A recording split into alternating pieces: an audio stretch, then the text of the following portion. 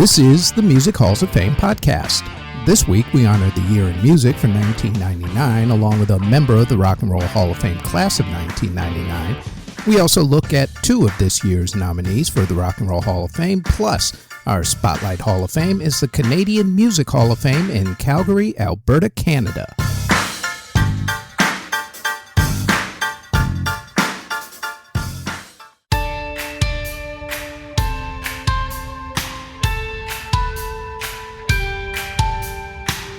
Before we get going with the podcast, like everyone tells you, please like, subscribe, and hit the notification bell so you'll know when these podcast episodes drop, which is usually every Thursday. Now, on to this week's episode.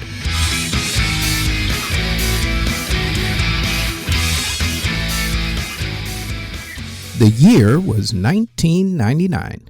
In music, the Recording Industry Association of America went to court against Napster, which was officially founded in 1999. The RIAA also went to court against consumers who illegally downloaded music.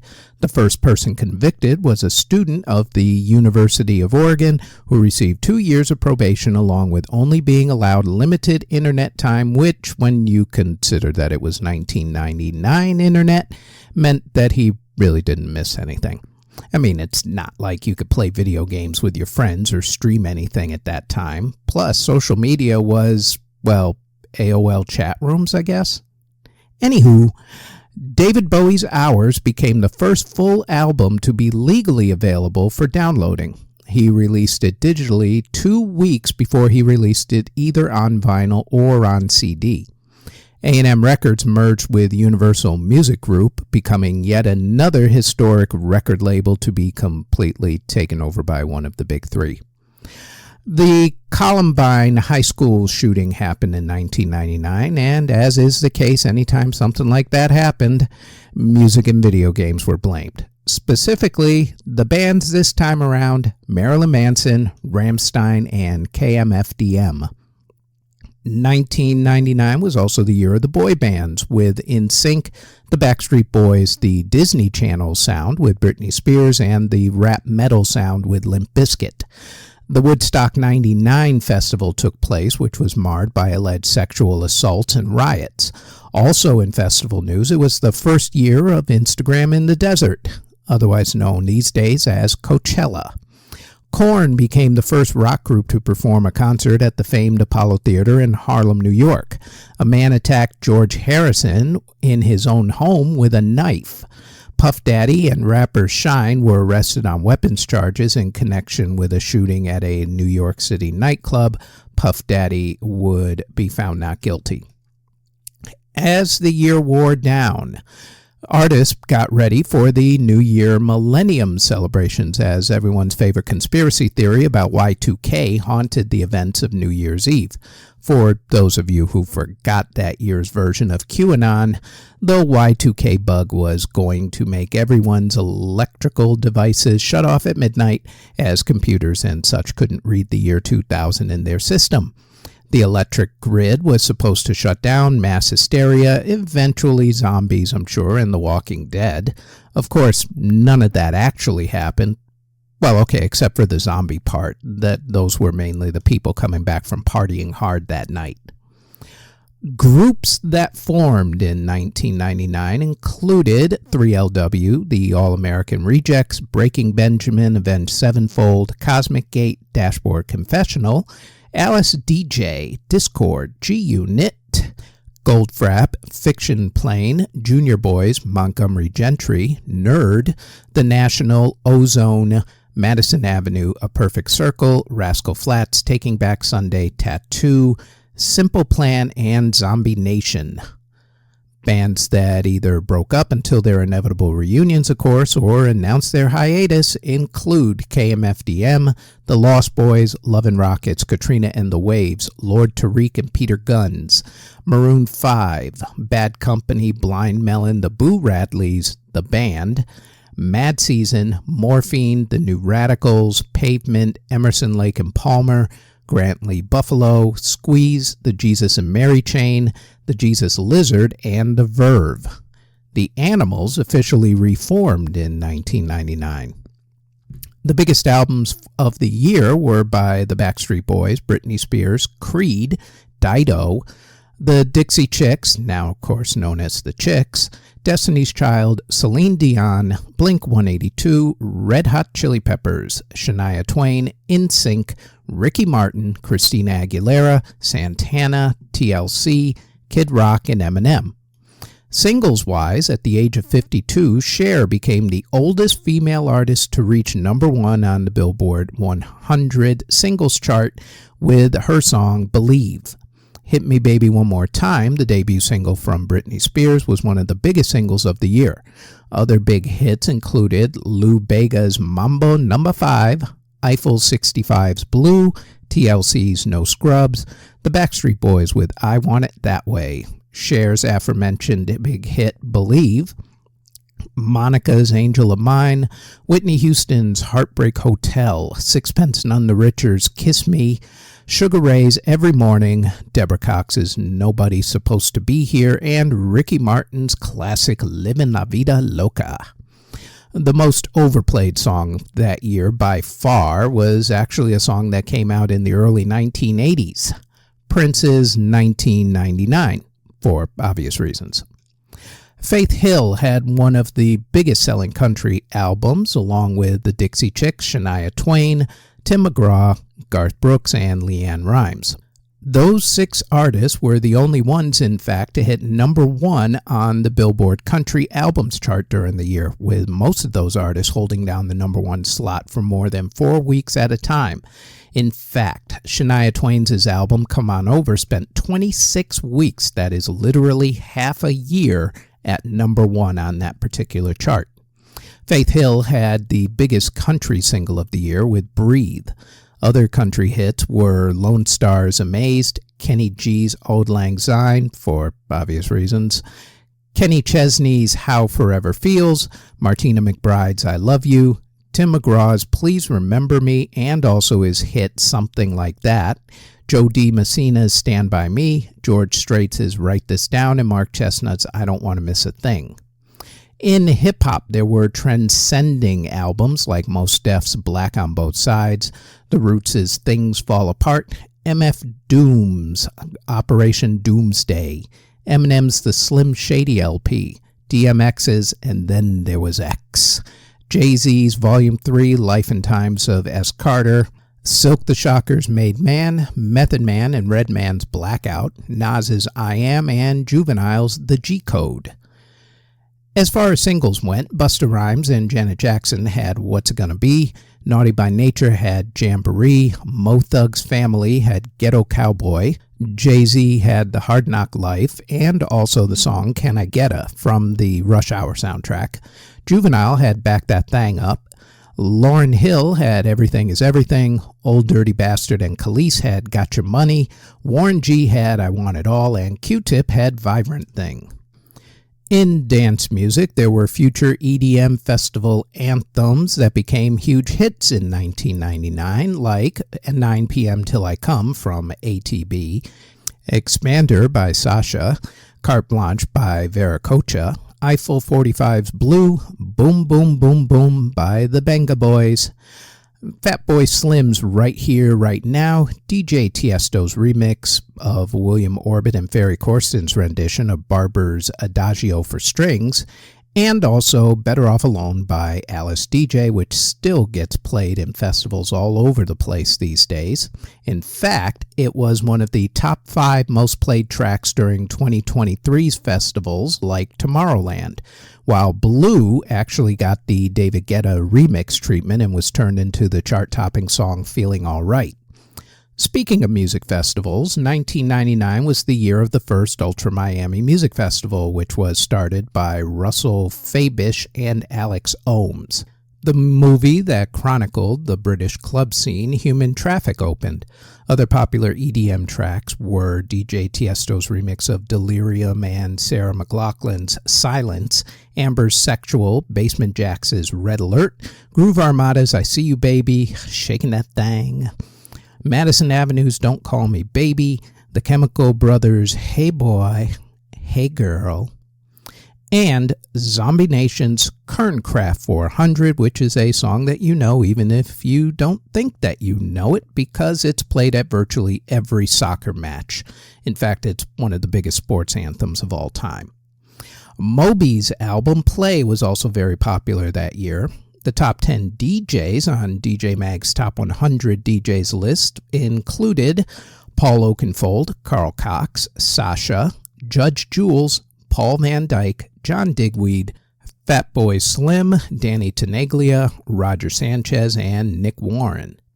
The top artists in Latin music were Ricky Martin, Elvis Crespo, Selena, Enrique Iglesias, Shakira, Buena Vista Social Club, Maná, Conjunto Primavera, Alejandro Fernandez, and Jennifer Lopez and Mark Anthony. In theater, musicals or revivals that opened on Broadway included Amadeus, Fosse, Annie Get Your Gun, Kiss Me Kate, Peter Pan, Saturday Night Fever, and Swing. Musical films that came out in 1999 were Double Platinum and The Adventures of Elmo in Grouchland, along with animated movies Tarzan, South Park, Bigger, Longer, and Uncut, and Madeline, Lost in Paris. Artists who were born in 1999 included Lil Nas X, Madison Beer, Sabrina Carpenter, NBA Youngboy, Harvey, Pop Smoke, Polo G, Trippie Redd, YNW Melly, Jack Avery of Why Don't We, and Daniel Seavey. Artists who unfortunately passed away in 1999 included conductor Robert Shaw, singer Buddy Knox, rapper Big L, singer Dusty Springfield, jazz singer Helen Forrest, musician Jackson C. Frank, composer Ernest Gold, singer Joe Williams, singer and actor Anthony Newley, singer Roger Troutman, bandleader Al Hurt, conductor Paul Sasher, singer Mel Torme, reggae singer Dennis Brown, singer Guy Mitchell, musician Mark Sandman, drummer Gar Samuelson, musician Moondog, singer Frankie Vaughan, jazz trumpet player Art Farmer, musician Milt Jackson, singer and actor Hoyt Axton, composer Frank Duvall, Adrian Borland of The Sound, drum and bass icon Chemistry, musician Doug Sam, saxophonist Grover Washington Jr., jazz musician Charlie Bird, musician Scatman John, musician Rick Danko, singer and actor Rex Allen, musician Hank Snow, and singer Curtis Mayfield. In awards for the music of 1999, Carlos Santana was the big winner at the Grammy Awards, tying Michael Jackson for the most Grammy Award wins in one year with 8 awards, including Album of the Year for Supernatural and Record and Song of the Year for Smooth with Rob Thomas of Matchbox 20. Christina Aguilera won Best New Artist that year. Britney Spears' Hit Me Baby One More Time won Video of the Year at the MTV Video Music Awards. Will Smith, Shania Twain, and the Backstreet Boys won at the American Music Awards. The Backstreet Boys also won Artist of the Year at the Billboard Music Awards, while R. Kelly won Album of the Year for the album R at the Soul Train Music Awards, and Shania Twain, Ricky Martin, and the Backstreet Boys won at the People's Choice Awards. At the Eurovision Singing Contest, which was held in Jerusalem that year, Charlotte Nilsson from Sweden won for the song Take Me to Your Heaven. Shania Twain won Entertainer of the Year at the Country Music Association Awards, and she also won Entertainer of the Year at the Academy of Country Music Awards. The band Travis won Best British Album for The Man Who, and Robbie Williams won Best Song for She's the One at the Brit Awards. Alanis Morissette won Best Album for Supposed Former Infatuation Junkie, while the Tragically Hip won Best Song for Bob Kajian at the Juno Awards. Powderfinger won Best Album of the Year for The Internationalist, and they also won Best Song of the Year for The Day You Come at the ARIA Music Awards. At the Tony Awards, Fosse won Best Musical, and Annie Get Your Gun won Best Revival of a Musical. The Pulitzer Prize for Music was won by John Adams for On the Transmigration of Souls. At the Academy Awards, musically, Phil Collins won Best Song for You'll Be in My Heart from the movie Tarzan, while John Corigliano won Best Original Score for The Red Violin. Talvin Singh won the Mercury Music Prize for the album OK. The Rock and Roll Hall of Fame induction ceremony was held on March 15, 1999 at the Waldorf Astoria Hotel in New York City. At the ceremony, Paul McCartney made one of his first public appearances since the death of his wife and Wings bandmate Linda McCartney in 1998 from cancer. Paul was there to present legendary producer Sir George Martin for induction into the non-performers category. Charles Brown, along with Bob Wills and his Texas Playboys, were inducted into the early influencers category. And in the performers category, the Rock and Roll Hall of Fame inducted a popular lineup which consisted of Bruce Springsteen, the Staple Singers, Del Shannon, Sir Paul McCartney himself, Billy Joel, Dusty Springfield, and this next artist.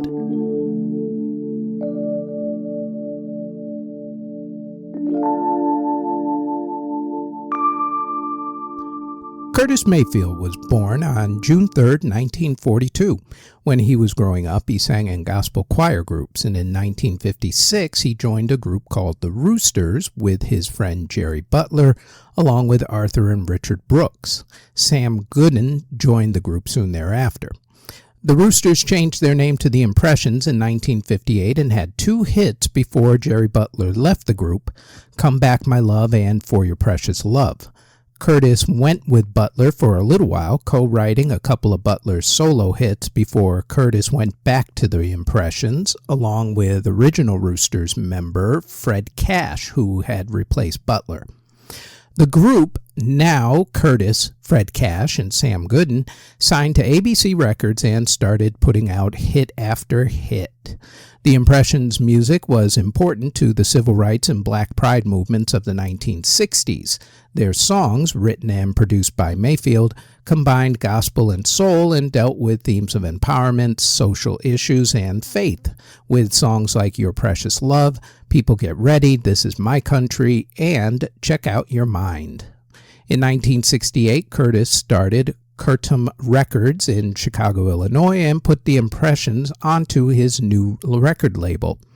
Also on Curtis's record label were the Five Stairsteps, the Staple Singers, along with Mavis Staples, Gene Chandler, and Leroy Hudson. In 1970, after finishing the album Check Out Your Mind, Curtis left the Impressions and started a solo career.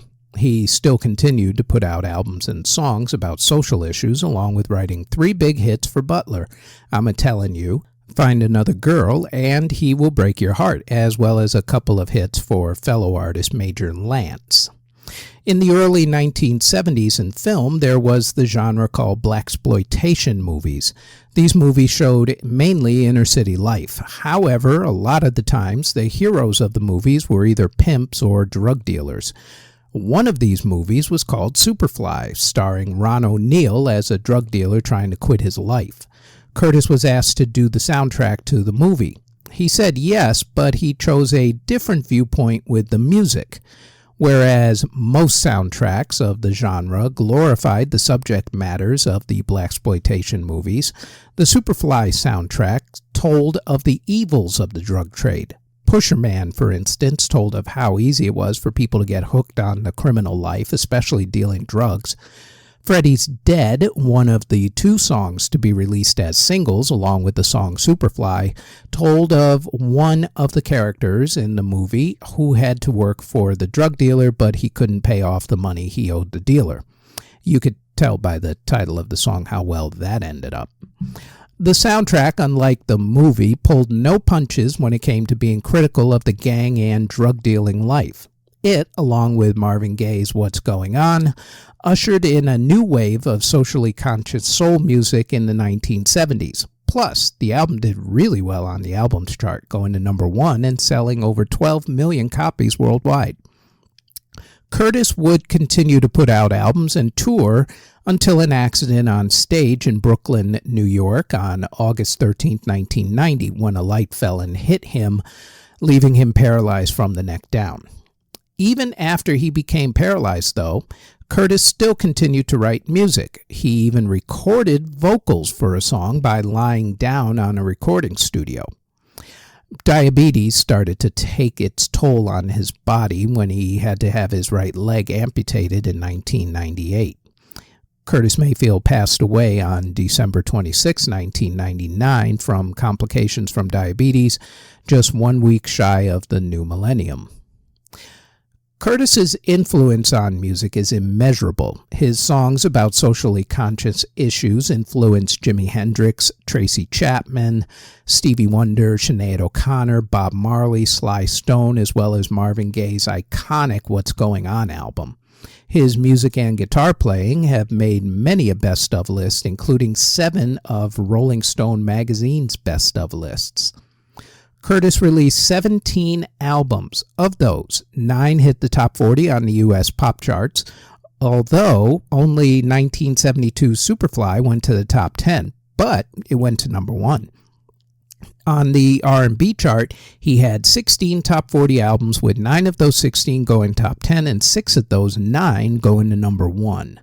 He also released 34 singles, with 3 of those going top 40 and 2 of those 3 going top 10, both of those from the Superfly soundtrack. On the R&B front, 19 went top 40, with 6 of those 19 going top 10. Curtis has 3 songs that made the Grammy Music Hall of Fame, People Get Ready with The Impressions, and 2 solo songs, Superfly and Move On Up.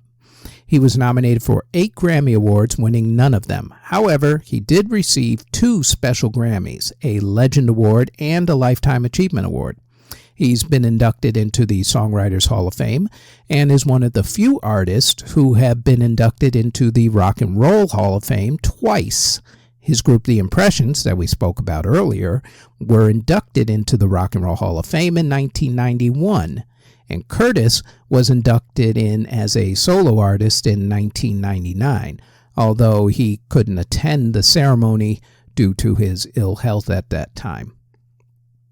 Presented for induction by Sean Combs, the man dubbed the Gentle Genius, Mr. Curtis Mayfield, inducted into the Rock and Roll Hall of Fame in 1999, and we have put his music onto this week's podcast playlist, the link to which is in the show notes.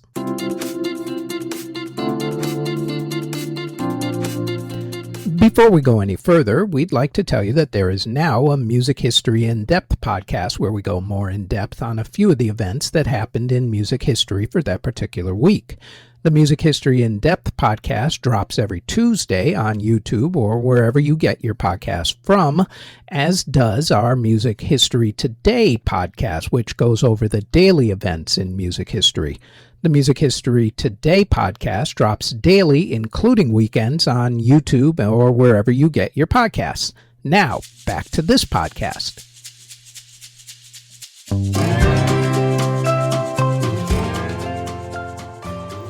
The Rock and Roll Hall of Fame released its nominees for the Performers category for this year's induction into the next class for the Hall. This list does not, I repeat, does not include whoever they decide will be inducted into the other categories like Musical Excellence or Early Influencer.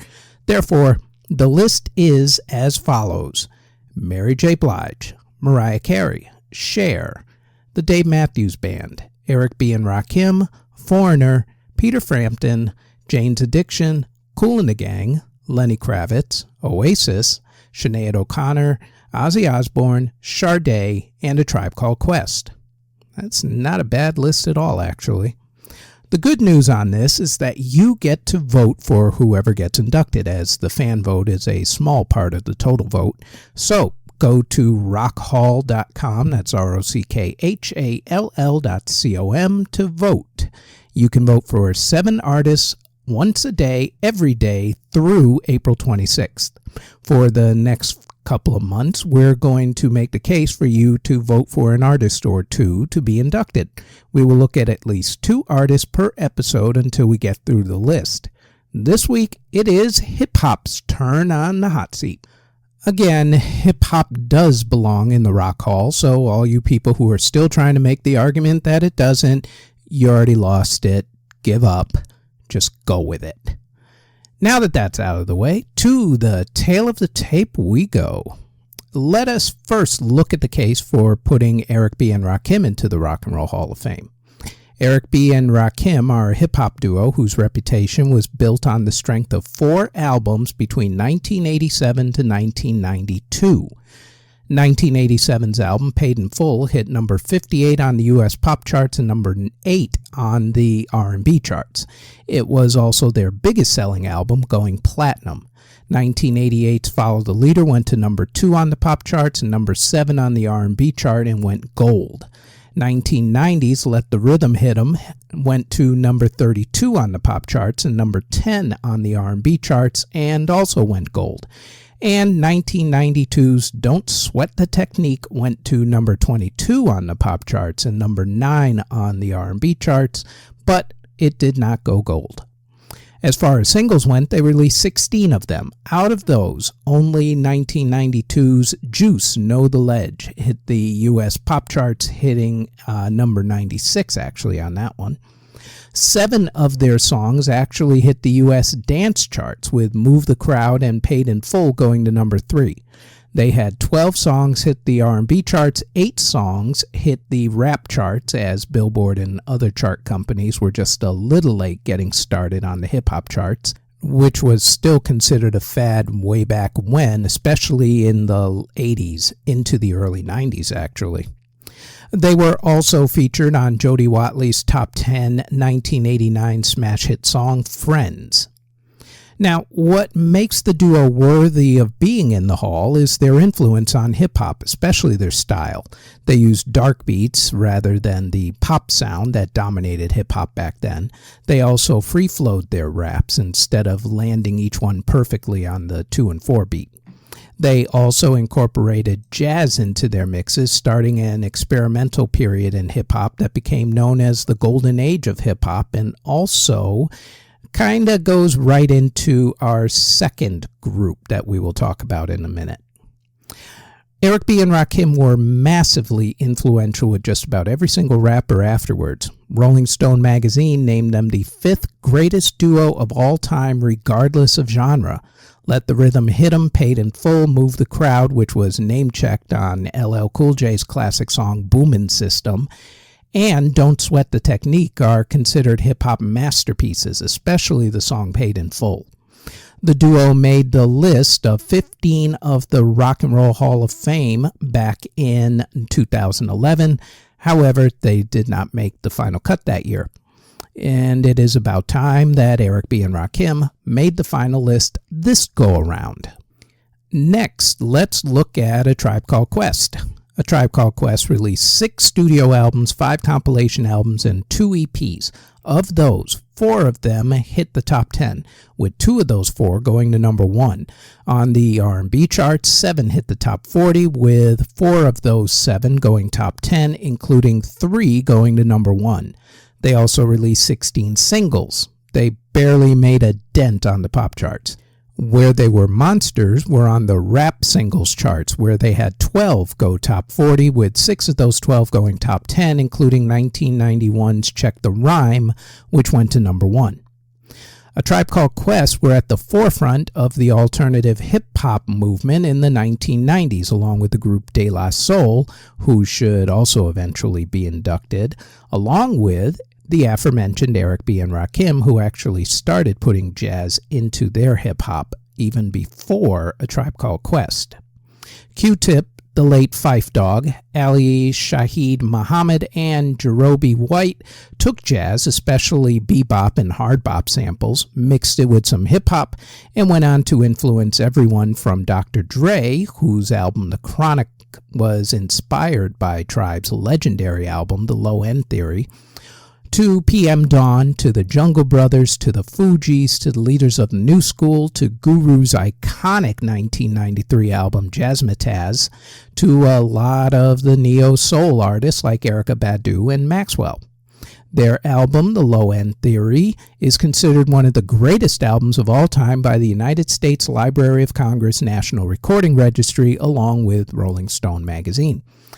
People still listen to classics like I Left My Wallet in El Segundo, Bonita Applebum, Can I Kick It, Check the Rhymes, Scenario, and Award Tour. In short, for their influence on 90s hip-hop and R&B alone, A Tribe Called Quest deserves your vote. Normally, every year, one hip-hop group or artist gets inducted into the Rock and Roll Hall of Fame. On one occasion, two actually got inducted, but one ended up being inducted into the musical excellence category. That would be LL Cool J, even though he was up for a performer's nomination as well. Which one of those two will get in? Who knows, but at least one of them will be, and you get a chance to decide which one that might be.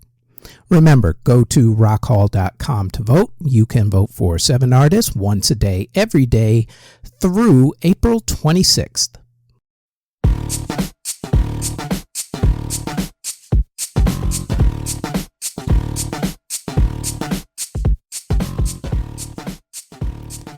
In America, the main music lobbying group for the recording industry and the one who gives out the Grammy Awards is the Recording Academy. Its Canadian equivalent is the Canadian Academy for the Recording Arts and Sciences. Their version of the Grammys are the Juno Awards. In 1978, the Canadian Academy started inducting groups into the Canadian Music Hall of Fame. The physical hall was opened in 2016 as part of the National Music Center on Level 5 of Studio Bell, which is on 850 4th Street Southeast in Calgary, Alberta, Canada. The center is open 10 to 5, Thursday to Sunday. The price of admission is to pay what you can, and as with everything these days, check with their website first for updated hours of operation. StudioBell.Ca is the website. We will throw that into the show notes along with the rockhall.com website so that you can vote for who you think should be inducted into the Rock and Roll Hall of Fame. That'll be in our show notes. Unlike the Rock and Roll Hall of Fame, which normally has 6 or more artists inducted, depending on various category committees, the Canadian Hall usually only inducts one group into its hall per year. In fact, it's only inducted more than one artist per year 6 times since 1978. The Barenaked Ladies started out as the duo of Ed Robertson and Steven Page. The two went to school together and liked the same music. They were even camp counselors at the same music camp. They actually came up with their band name after becoming bored at a Bob Dylan concert. They winged their first gig together with no rehearsal time and just played guitar and bantered back and forth. That was actually their very first gig. The duo continued honing their craft, which became sort of a musical comedy routine with made-up lyrics to songs. They modeled their act after the Canadian comedy act Corky and the Juice Pigs. After meeting their comedic idols and handing them a demo tape, they were even invited to be Corky's opening act on the next tour. The band released their first non-indie album in 1991 called The Yellow Tapes, and then they went on tour in Canada to support it. The major labels rejected the album, but it sold pretty well at their shows, and then word of mouth about their shows started to get around Canada, and they ended up becoming a major draw. A controversial event that wasn't actually controversial was the thing that jump-started their career on a national level. The band was kicked off of a New Year's Eve gig at Toronto's Town Hall because politicians thought that their band name objectified women. The band booked a gig elsewhere and moved on. The media, though, got wind of it and ran with the story, saying that it was political correctness that went way too far, to which they were right. What all the controversy did, however, was to finally get them a recording contract with Sire Records. Their first album for the label, 1992's Gordon, had their classics Be My Yoko Ono and the song that's been in a bunch of commercials, If I Had $1 Million. Their next couple of albums, Maybe You Should Drive and Born on a Pirate Ship, were moderately successful, but all of their success so far was in Canada. The album that broke through in America was 1998's Stunt. That album had their smash hit One Week along with their song It's All Been Done. 2000's album Maroon had the hit Pinch Me, and after that the band went back to releasing independent records on their own record label. Then trouble struck. In 2008, Steven Page was arrested for cocaine possession. In 2009, he was out of the band. It was said that it was by mutual agreement. While the band's record sales have dropped, they still put out the occasional album. They're also a big draw on the nostalgia circuit, as it were. They were one of the first bands to do nostalgia-themed cruises, which are now all the rage. The band was nominated for 2 Grammy Awards, winning neither of them, 2 Billboard Music Awards, winning both of them, and most importantly to this part of the podcast, 18 Juno Awards, winning 8 of them. They've even been called one of the most important bands to Canadian culture this century. When the band were inducted into the Canadian Music Hall of Fame, they were put in as the Barenaked Ladies and Steven Page, due to the fact that Steven had been out of the band for almost a decade but still deserved recognition. After Rush's Geddy Lee inducted the band, Steven then joined the band on stage for his first performance with the band in that decade. And while there are no immediate plans for him to rejoin the band, there are also no immediate plans to rule it out either. So stay tuned. They're still around, still kicking. On a cruise ship near you. The Barenaked Ladies and Steven Page, inducted into the Canadian Music Hall of Fame in 2018. The Music Halls of Fame podcast is part of the Music History Today network, which can be found under Music History Today on Spotify, Apple Music, Amazon Music, iHeartRadio, or wherever you get your podcasts from, and also on our YouTube page under Music History Today. Thank you very much for listening.